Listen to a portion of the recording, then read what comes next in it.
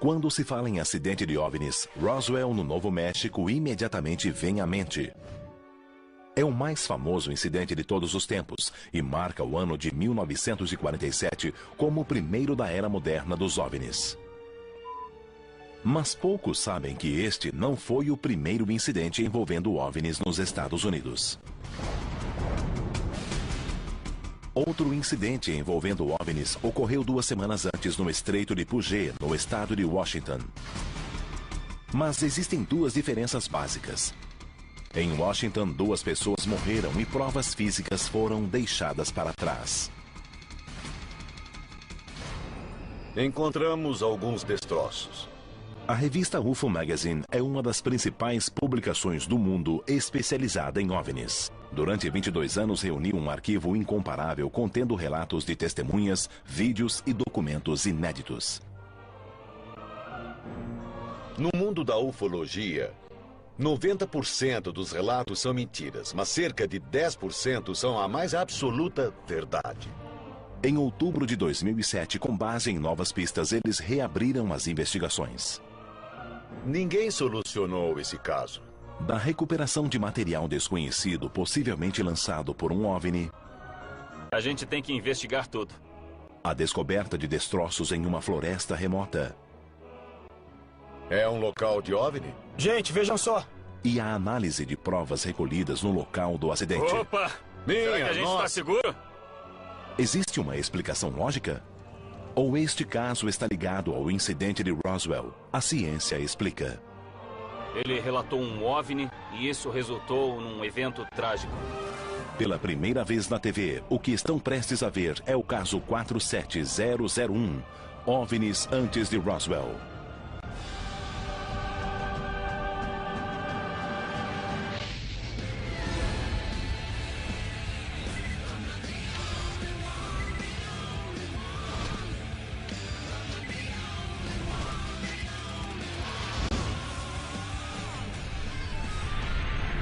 Caçadores de OVNIs. 21 de junho de 1947. Cerca de 2 semanas antes de Roswell. Harold Dow, o filho de 15 anos, e outros 2 tripulantes estão em um barco no Estreito de Puget, próximo à ilha Maury, em Washington. É um dia comum de verão, até que às 2 da tarde tudo mudou. De repente, 6 discos metálicos em forma de rosca com 30 metros de diâmetro surgem nos céus. Uma das naves apresenta problemas. Ela se inclina de modo precário e está prestes a cair na água. Repentinamente, ela ejeta o que parecem ser dejetos metálicos incandescentes no mar e na praia. Dejetos atingem o barco de Harold, quebrando o braço do filho dele e matando o cachorro. Segundo eles, a ejeção do material aparentemente resolveu o problema. As 5 outras naves se posicionaram em torno da nave defeituosa e todas partiram silenciosamente. Harold e sua tripulação recolheram alguns destroços da água e na praia. O fato foi comunicado à polícia local. O depoimento das 4 testemunhas foi consistente, no entanto, todos já morreram. Quartel-general da equipe. Beth? Quê? Bom dia. Bom dia. Já preparou o equipamento? Quase, tá faltando. Temos um grande caso hoje. Vamos à ilha Maury. Sou Bill Burns, editor da UFO Magazine, a única revista sobre OVNIs publicada continuamente desde 1986 e investigou OVNIs há mais ou menos 20 anos. Tivemos uma boa dica sobre um caso que permanece um mistério há 60 anos na ilha Maury, no estado de Washington. Ilha Maury é o caso que iniciou a ufologia moderna. Meu nome é Pat Usker, eu sou colaborador da UFO Magazine. Meu trabalho é localizar documentos e falar com testemunhas. Ilha Maury. 2 semanas antes de Roswell, um sujeito num barco vê 6 naves. Eles jogam algo no barco dele, o filho se machuca, o cachorro morre, o barco fica danificado e temos uma pista sobre o caso. Após 60 anos, encontramos parte dos dejetos. Pela primeira vez, Vamos analisá-los em laboratório. Eu vou precisar de fotos, dados arqueológicos e amostras. Eu quero amostras da praia, da água, do local da queda. Também quero pedaços da aeronave e amostras de terra em torno dela. Tudo que vocês trouxerem eu vou analisar. Meu nome é Ted Eckworth. Eu sou metrologista de precisão, doutor em engenharia mecânica. Eu estudo os dados, faço as análises e chego a uma conclusão objetiva. Jeff, você vai trabalhar conosco. Pat irá para a água. Você vai ajudar a coletar o material e entrevistar testemunhas. Vamos colher amostras de solo, alguns destroços e levar tudo para o laboratório. Eu sou Jeffrey Tomlinson, atualmente pesquiso biologia planetária e fenômenos geológicos. Faço pesquisas científicas. Ninguém conseguiu solucionar esse caso em 60 anos, mas nós iremos. O Estreito de Puget é um grande complexo de baías, águas rasas e ilhas que ocupam uma área de 7.200 km². A equipe irá para as águas ao sul da ilha Maury, 47 graus, 35 minutos norte, 122 graus, 46 minutos oeste, cerca de 11 quilômetros ao norte de Tacoma. A primeira tarefa é recuperar parte do material ejetado pelo OVNI. Harold Dahl descreveu o material como escória metálica e indicou o local em que o barco estava quando viu os OVNIs. Eu espero mergulhar no estreito e localizar alguns desses detritos no fundo do mar. Os detritos, ou a escória recolhida na época, foi descrita como uma pedra negra com aparência magmática e propriedades metálicas. Supunha-se que estava ligada com o sistema de propulsão do disco. Um avião com problemas ejetaria o combustível para aliviar a carga e reduzir a chance de incêndio em um pouso de emergência. Estaria o disco fazendo a mesma coisa?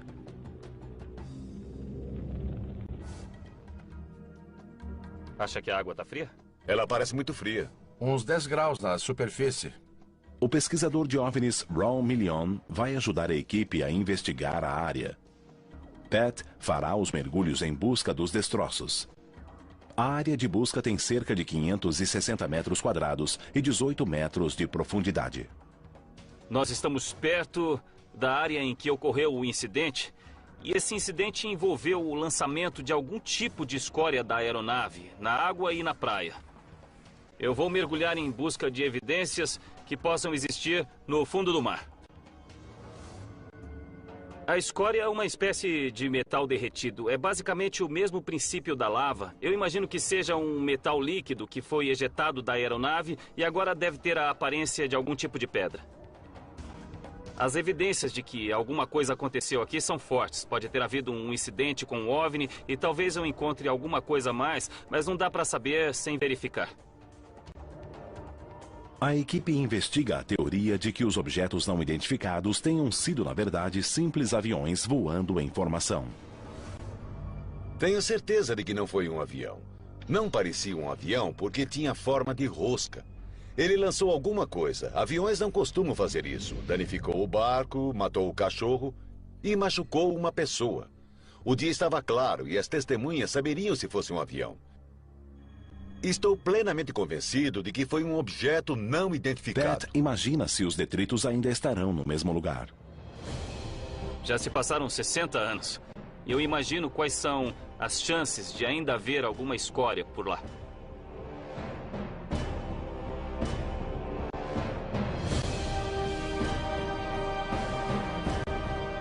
Pat é um mergulhador com mais de 18 anos de experiência.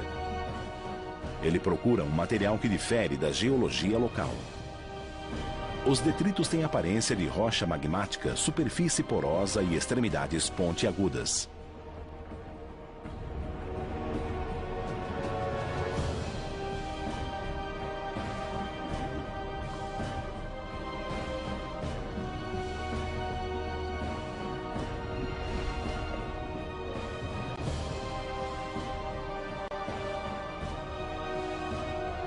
Quer uma ajuda?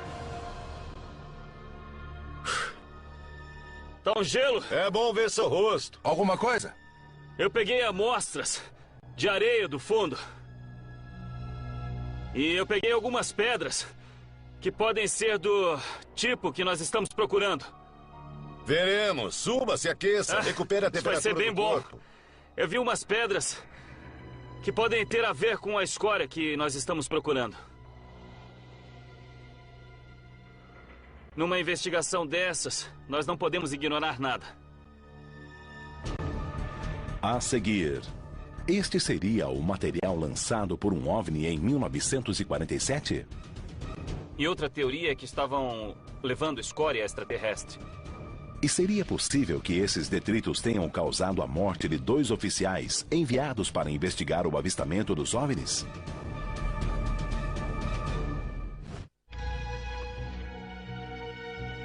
Em junho de 1947, mais de 2 semanas antes do incidente em Roswell, 3 homens e um adolescente num barco viram quando um OVNI em forma de rosca, aparentemente com algum problema, lançou um material escuro pouco antes de estabilizar e partir.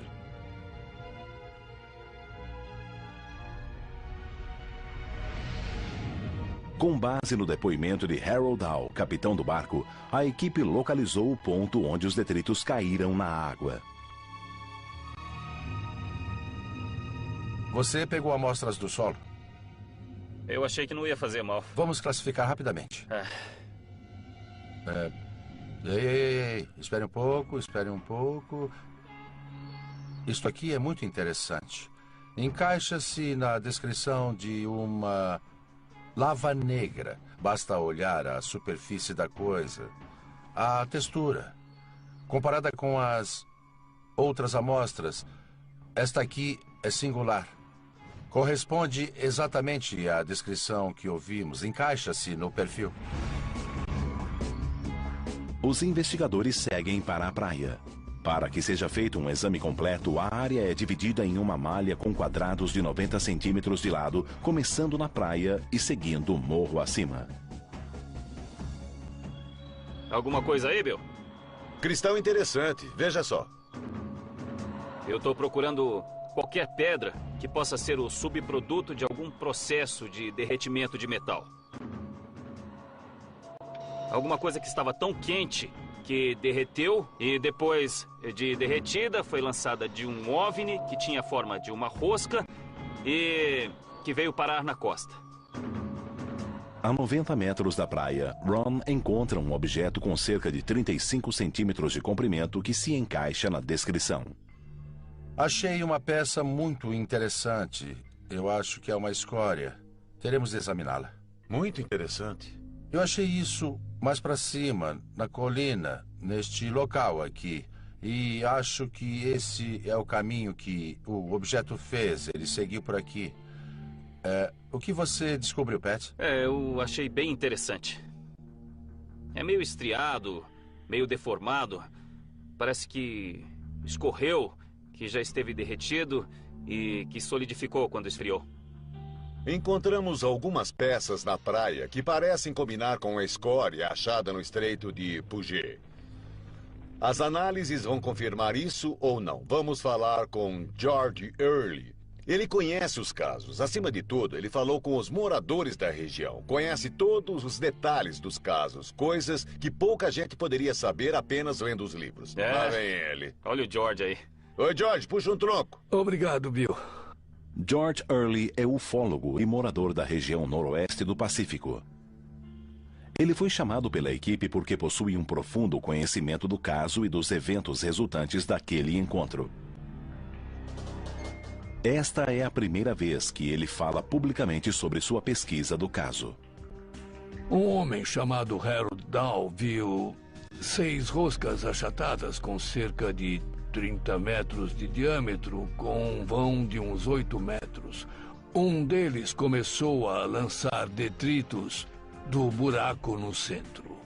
Pareciam estar incandescentes por causa do som que produziam quando entravam em contato com a água. Acertaram o barco, o filho dele, acertaram o cão, mataram o cão. Segundo George, a história de Harold Dow chegou à Força Aérea e 2 oficiais da inteligência foram enviados para recuperar os detritos dos OVNIs.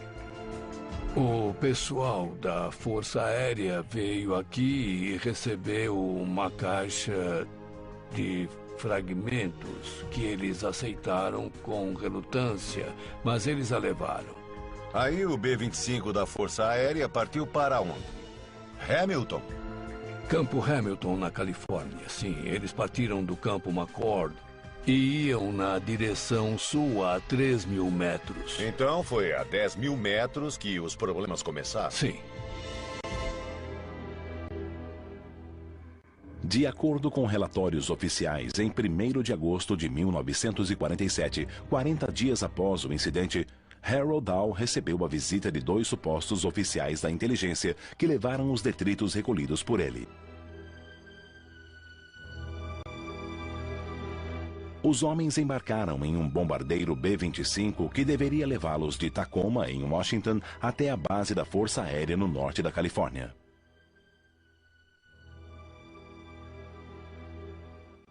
O fato ocorrido minutos após a decolagem é o maior mistério do incidente da Ilha Maury. O avião havia passado por uma revisão completa 2 semanas antes, mas 20 minutos após a decolagem, ele caiu nas proximidades de Kelso, em Washington. 2 passageiros saltaram de paraquedas, mas os pilotos morreram no acidente. De acordo com a investigação oficial, o motivo da queda foi um incêndio na caixa de derivação da aeronave. No entanto, alguns ufólogos acreditam que os detritos no compartimento de carga iniciaram uma série de eventos que derrubaram o avião. Já fizemos o bastante aqui. Vamos a Kelso, é onde estão os destroços do avião. Vamos fazer uma busca, vamos procurar peças do avião, examinar a área. Quem sabe as respostas podem estar lá? Sim, vamos a Kelso. A caminho do local da queda, Pat decide passar na biblioteca para ver se os arquivos da cidade possuem alguma informação sobre o acidente. Pat, o que foi que descobriu? Estava certo. Eu estava certo? Estava certo, hein? O verão de 47 estava repleto de discos. Os céus estavam vivos com discos voadores. Olha isso. Discos vistos em 39 estados. Nossa. Objetos misteriosos começaram a surgir nos céus quando Kenneth Arnold afirmou ter visto 9 discos voadores prateados 3 dias após o incidente na Ilha Maury. Sua história foi destaque em todo o país. 2 semanas depois, uma história maior ganhou todas as atenções. Olha só, em 7 de julho, um trio descreve discos voadores. O que eu estou tentando é achar uma relação com Roswell. Aqui, em 8 de julho, o Exército afirma que um disco foi encontrado no Novo México. O Exército afirma que um disco foi encontrado no Novo México. Vamos ver o que achamos em 1º de agosto. Onde é que a gente estava? Olha... Nossa, dá uma olhada. Está Notícia aqui. de primeira página. Isso mesmo. É como se não bastasse, olha só isso. Eu estava checando a internet e daí eu achei um artigo do sobrinho de um dos pilotos. Uau! Sobrinho ou sobrinho neto, sei lá, do Tenente Brown, chamado Barry Fisher. Quais são as chances? Vamos ligar, tentar marcar um encontro e chamá-lo para ir ao local. A seguir, a equipe examina o local do acidente do B-25. Não resta muita coisa, mas ainda está aqui. E encontra algo inesperado. Temos alguma coisa por aqui. Em 1º de agosto de 1947, após um suposto incidente com OVNIs, 2 oficiais da inteligência embarcaram em um bombardeiro da Força Aérea para levar detritos metálicos supostamente lançados pelo OVNI até a Califórnia, onde seriam analisados. 20 minutos após a decolagem, um incêndio de origem desconhecida provocou a queda do avião. Um dos sobreviventes, que saltou de paraquedas, afirmou que o fogo era tão forte e se espalhou tão rápido que não houve como apagá-lo. Será possível que o incêndio tenha sido provocado pelo material que era levado no avião? A equipe da revista UFO Magazine decidiu examinar o local da queda do avião para tentar descobrir se o acidente estava de algum modo ligado ao avistamento do OVNI na Ilha Maury. Nós viemos da Ilha Maury até Kelso e nós estamos investigando a queda do B-25 nessa área. É um caso bastante intrigante. Terá sido uma coincidência que houve um incidente envolvendo um OVNI e, em seguida, o acidente com os oficiais que faziam a investigação, talvez eu descubra isso hoje. É o que vamos ver. Aqui estamos. Garth! Oi. Garth É um prazer Baldwin. vê-lo, Como vai? Sr. Baldwin. Como vai? O arqueólogo Garth Baldwin é especialista na topografia e na história da região de Kelso. Pela primeira vez, a equipe examina o local da queda do avião. Se o relatório estiver correto, o local poderá conter detritos do OVNI. Este é o vale onde o avião caiu. A asa esquerda caiu no vale aberto, logo adiante, se vocês quiserem ir dar uma olhada. Ah, é claro. O Garth é arqueólogo e vai ajudar a gente a examinar a área. É disso que precisamos para que esta investigação seja a melhor possível. Precisamos levantar todos os fatos e temos uma pessoa para examinar os destroços. Foi neste ponto que a asa se soltou. Ela se soltou devido ao fogo do motor e o avião ficou sem a asa esquerda. E aí, em seguida, a asa caiu e com o peso do outro motor, além da trajetória, ele foi para lá. Ele quicou e foi naquela direção. O local da queda fica ali, naquelas árvores. Por volta das 2h20 da manhã, o avião vinha na direção norte-nordeste e caiu próximo ao riacho Gobel. Os destroços se espalharam num raio de 300 metros. O B-25 estava levando uma escória colhida na ilha Maury. Essa é a ligação. Se não houvesse nada na ilha, se a escória não existisse, se não houvesse um incidente, por que os oficiais estariam levando a escória no B-25? Nas semanas seguintes ao acidente, uma operação militar mobilizou 300 voluntários que recolheram grande parte dos destroços. O caso despertou a curiosidade do público porque as circunstâncias envolvendo o acidente foram divulgadas pela imprensa. O Kelsonian Tribune publicou o cerco fechado que os oficiais do exército criaram em torno do local do acidente e a proibição de fotos dos destroços aumentam a desconfiança de que o avião levava uma carga secreta. Mas alguma evidência dessa carga secreta teria ficado para trás? O avião pode ter caído por uma falha mecânica? Claro que sim. Mas também sabemos que o bombardeiro B-25 era muito difícil de pilotar. E outros fatos envolvem este caso. O que o avião levava? Qual era a natureza do material transportado? Nós precisamos analisar todas essas coisas para descobrir por que o avião caiu.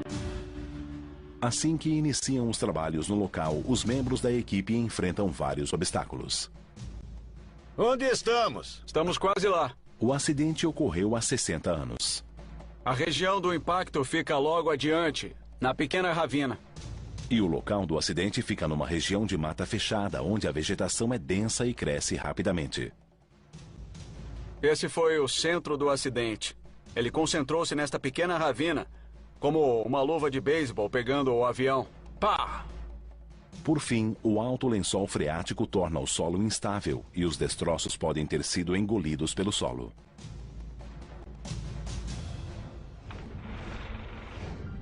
Este é o ponto central do material encontrado aqui e do que foi relatado. Esta é a nossa referência central. Isto pode ser a estrutura que envolvia o motor ou a caixa protetora em volta do nariz, talvez. É alumínio de aviação. A estrutura é de um metal ferroso como aço, o que é incomum na maioria das partes de um avião. Vamos ver o que detectamos. Nós temos alguma coisa aqui, muitos destroços. Temos alguns materiais que com certeza são dos aviões da classe B.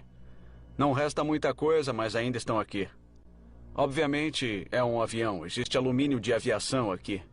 Há estabilizadores nele, algum tipo de barra. E tem isto aqui, que costuma indicar aquecimento. Algum tipo de aquecimento. É, por causa do fogo.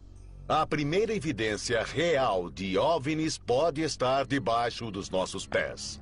Se havia alguma coisa estranha no compartimento de carga, com o impacto do acidente, o calor e o derretimento, propriedades da carga podem ter se transferido para a fuselagem do avião.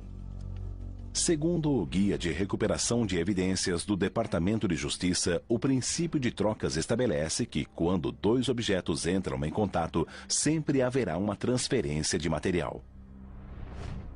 Se pudermos encontrar a escória que estava no avião, aquilo que causou o incêndio que estava próximo ao local em que o fogo começou, então teremos provas concretas que ETs estavam no avião. A equipe estabelece um raio de buscas a partir do ponto central determinado por Girth. Uma lei ambiental proíbe a escavação do solo. Em vez disso, a equipe põe indicadores nos locais de interesse. Poderá surgir um determinado padrão. Eu estou mais interessado em descobrir alguma coisa que estava no avião e que fez os militares virem aqui fazer uma busca completa.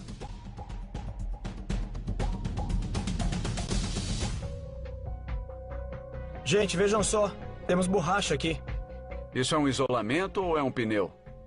As amostras serão enviadas a Los Angeles para serem testadas em busca de anomalias. Colhi umas amostras de solo. Essa daqui é da base do acidente. Demais. E esta aqui é da margem, a 2 metros do motor.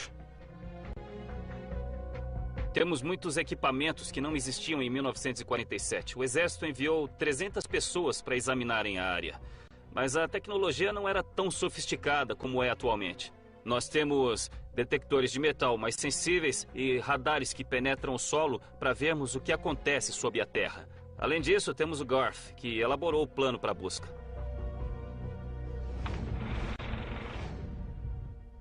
O sistema de radar de penetração de solo tem um alcance de cerca de 8 metros. Ele envia e recebe sinais, criando uma imagem tridimensional do subsolo. Rob Shaw, especialista neste tipo de radar, conduz as operações. O sistema permitirá que a equipe veja o que existe sob o solo da floresta. A única dúvida é se os destroços estavam tão quentes que pudessem se enterrar no solo a uma profundidade fora do alcance dos detectores.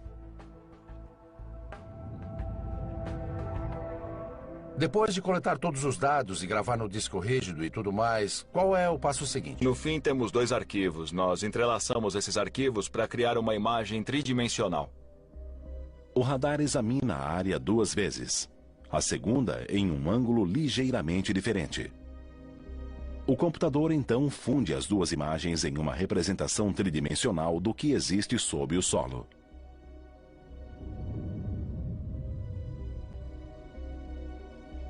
Enquanto Rob continua mapeando o que existe sob a superfície, a equipe coleta pedaços do B-25.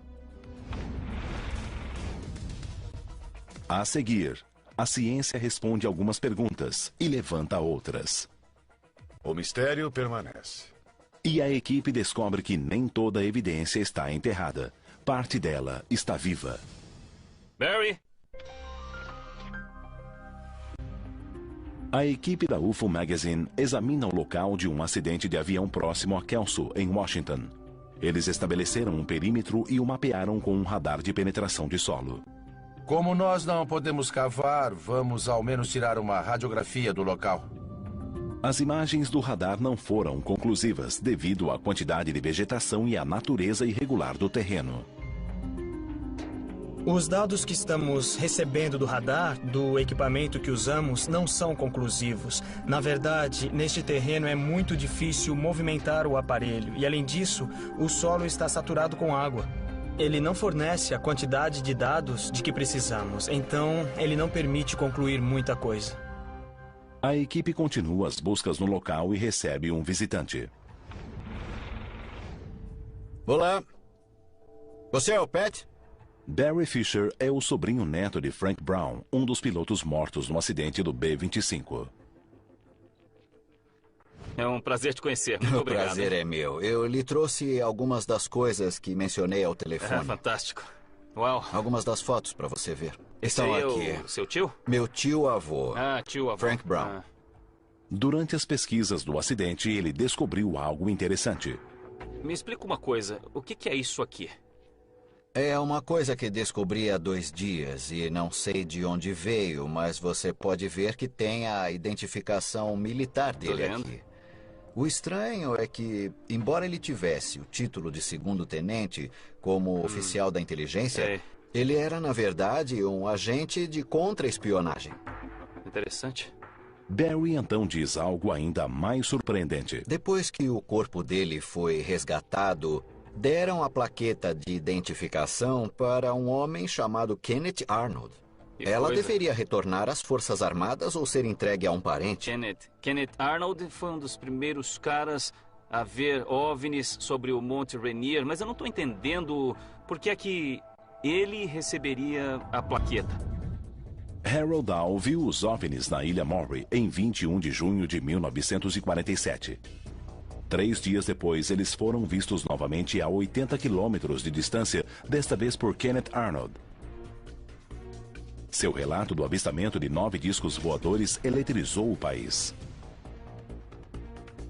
A história foi publicada em jornais de todo o país, fazendo dele um perito extraoficial em OVNIs. 2 semanas depois, em 7 de julho de 1947, um disco voador supostamente caiu próximo a Roswell, no Novo México. Será possível que os 3 eventos estejam relacionados? Enquanto isso, Harold Dow manteve-se em silêncio sobre o que tinha visto. Quando decidiu falar, Kenneth Arnold encontrou-se com ele para comparar as experiências. Após falar com Harold, Kenneth ficou convencido que sua visão tinha sido real e que poderia ter consequências para a segurança nacional. Ele procurou a inteligência militar que enviou homens à Ilha Maury para recolher o material extraterrestre. E qual era o envolvimento do Kenneth Arnold? Por que é que ele era chamado para investigar os avistamentos de OVNIs? Depois do avistamento de Kenneth Arnold, o país enlouqueceu. Uma semana depois, o exército divulgou uma história impressionante. A história da queda de um disco voador em Roswell, no Novo México. Eles deram razão a Kenneth Arnold. Como ele já era a principal testemunha de OVNIs no país, acabou fazendo as investigações. Após a morte do Tenente Brown, sua identificação militar foi entregue a Kenneth. Quanto mais soubermos sobre a relação entre o acidente em Kelso e o caso da Ilha Maury, mais temos de nos perguntar: por que a Força Aérea enviaria 2 oficiais da contra-inteligência para investigar o caso e por que recolheram a escória? Diante da pressão, Harold Dow desmentiu a história em um depoimento ao FBI em 7 de agosto de 1947. No entanto, até a morte, ele continuou acreditando que o avistamento havia sido real. Não houve um esclarecimento e isso deixou uma espécie de vazio na família. Por isso, espero que possamos ter um pouco mais de informações com o que estão fazendo aqui. Isso é uma coisa que não existe apenas na internet ou num livro sobre OVNIs. Isso é um evento real. E independente do que o Harold Dow tenha visto, ele relatou um OVNI e isso resultou num evento muito trágico.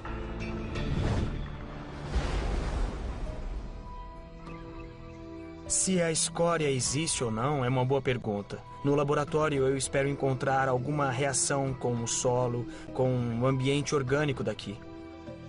Precisamos encontrar uma ligação entre o material que encontramos na Ilha Maury e o material recolhido aqui em Kelso. Essa ligação física só pode ser estabelecida por meio de 2 testes. A seguir, as evidências são postas à prova. A ideia do avião ser derrubado por dejetos do OVNI é absurda? Ou é possível que eles tenham perfurado a fuselagem da aeronave? Atenção! A experiência mostra que é possível.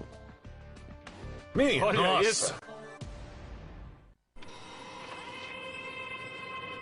Em outubro de 2007, com as provas em mãos, a equipe chega ao laboratório do Dr. Sam Iogar, que irá utilizar equipamentos de última geração para determinar a causa da queda do B-25. Estamos aqui próximos a Orange County, no laboratório do Dr. Sam. Trouxemos um material de Kelso para ser analisado. Recolhemos amostras de solo para ver se existe algum material anômalo. Também trouxemos a borracha do tanque de combustível do avião. Queremos ver se uma falha mecânica, no caso a falha elétrica descrita pelos sargentos, causou a explosão do tanque e derrubou o B-25. A equipe reencontra-se com Ted Eckworth, que estava realizando testes nas amostras coletadas na Ilha Maury. O Pat mergulhou na Ilha Maury e a maior parte das pedras que ele encontrou são como essas aqui, que são rochas sedimentares, muito comuns naquela região. Ele encontrou também uma coisa muito interessante que o deixou muito animado, que é essa amostra aqui. É bastante leve, é obviamente muito diferente das rochas que encontramos naquela área. A cor e o peso... Dá para ver essas bolhas ou textura vesicular que é consistente com o que podemos encontrar no metal que foi superaquecido e também foi aerado. É uma coisa que poderia até se parecer com uma escória. Algum metal que tenha sido superaquecido e ele se liquefez e acabou caindo de algum OVNI, mas na verdade é uma rocha ígnea. É uma rocha formada pela atividade vulcânica e foi trazida para a superfície através do manto. Eu não acredito que seja escória extraterrestre. Mas eu até entendo por que o Pat suspeitou que fosse. Em busca de mais resultados, a equipe segue para o laboratório. Oi, Sam. Oi. Como vai? Muito bem. Muito bom e te você? ver. Este Como aqui vai? é o Dr. Sam Iowa. Oi. O Dr. Iogar verificará se as amostras apresentam alguma anomalia. Esta é a primeira vez que este tipo de precisão científica está sendo aplicada a uma investigação de OVNIs. Faremos análises das amostras para ver se existe algo anômalo que não pode ser explicado. Temos várias amostras de solo do local. Temos um pedaço de metal, achamos que é alumínio.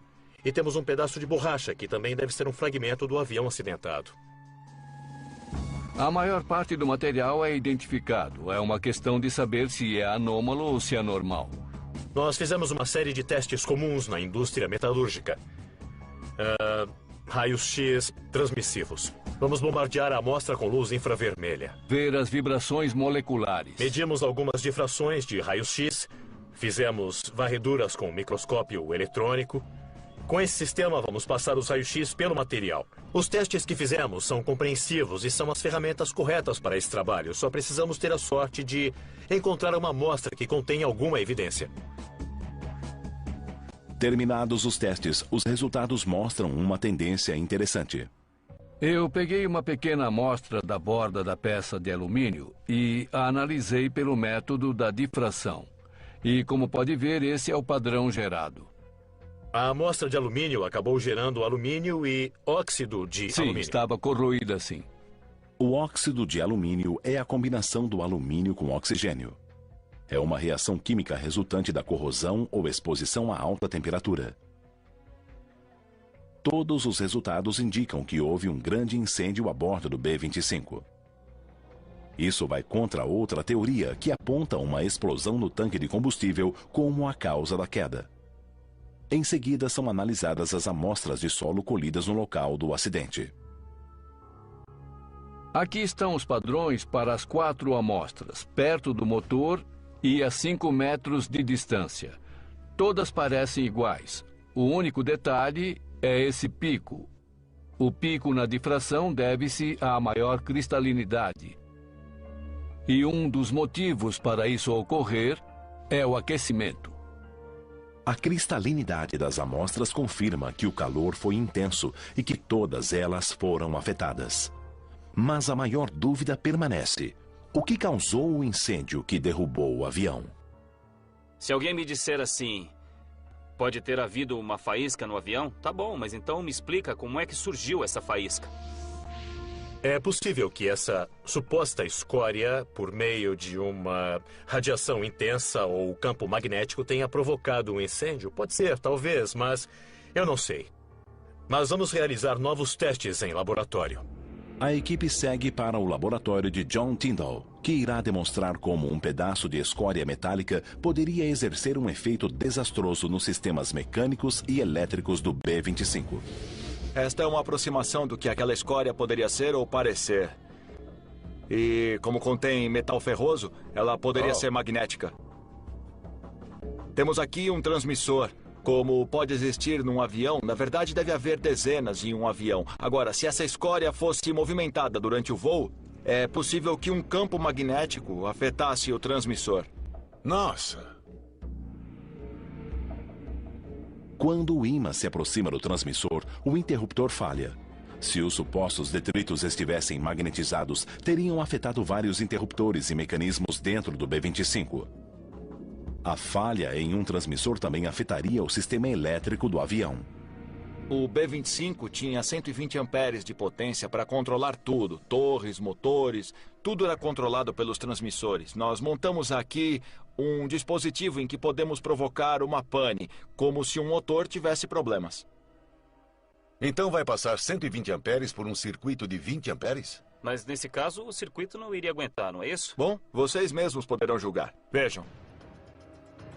Como podem ver, o fio praticamente vaporizou. John tem outra teoria. Ele demonstrou como a escória magnetizada poderia ter afetado os sistemas mecânico e elétrico do avião. Mas será possível que a própria composição da escória tenha provocado o acidente?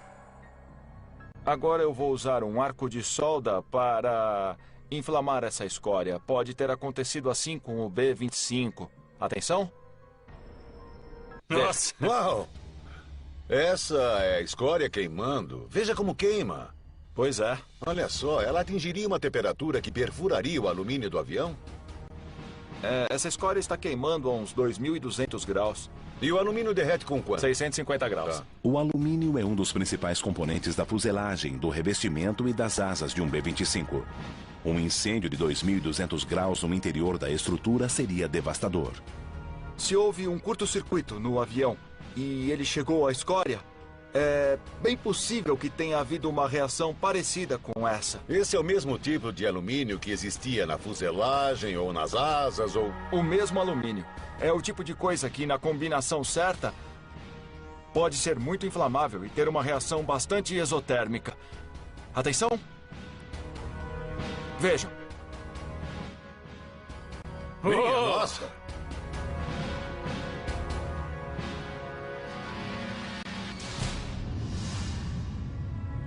Se o avião levasse a escória e tivesse um incêndio chegando a 2.200 graus, esse seria o resultado no casco. Esse incêndio foi diferente de um incêndio comum ou mesmo de um incêndio do combustível por causa da temperatura. Teria consumido qualquer metal e causado muitos problemas ao avião. Uma coisa é teorizar e dizer poderia ter sido isso. Outra é ver com os próprios olhos a escória inflamando. Ela pode provocar um incêndio que perfuraria o metal e levaria a um resultado como o acidente do B-25. E uma das possibilidades é que detritos extraterrestres podem ter causado o acidente.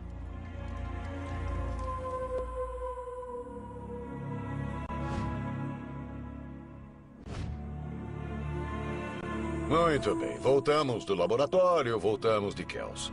Nós não pudemos escavar os destroços, mas nós conseguimos coletar muitas coisas boas e pudemos determinar que o incêndio pode ter ocorrido sim. Sabe, houve um motivo para que aquele avião tenha pegado fogo. Isso houve. Assim, todas as provas colhidas, as amostras que o Pat encontrou mergulhando foram excluídas, mas outras amostras foram levadas ao laboratório. Claro que não encontramos nenhuma prova definitiva da presença extraterrestre, mas também, por outro lado, nada excluiu essa possibilidade. Ninguém esteve lá nesses 60 anos depois que a Força Aérea limpou o local. Nós fomos lá, recolhemos e testamos os materiais, convidamos cientistas renomados para avaliar o material, reconstruímos os momentos finais do acidente do B-25. Estamos levando ciência à ufologia. A especulação vai embora, a ciência está bem aqui. Muitas amostras foram inconclusivas, mas, segundo os peritos, há sinais de atividades anômalas envolvendo o incidente na Ilha Maury e o local da queda do avião em Kelso. Talvez nunca saibamos o que realmente ocorreu, mas as testemunhas garantem que algo estranho ocorreu na Ilha Maury naquela noite de verão de 1947. Algo que causou ferimentos em algumas vítimas e deu início a uma reação em cadeia que resultou na morte de 2 pilotos. O mistério continua. No mundo da ufologia, 90% dos relatos são mentiras. Podem ser delírios, podem ser invenções descaradas ou enganos inocentes. Mas cerca de 10% são a mais absoluta verdade. Vamos encontrar porque está lá. E quando encontrarmos, vamos provar.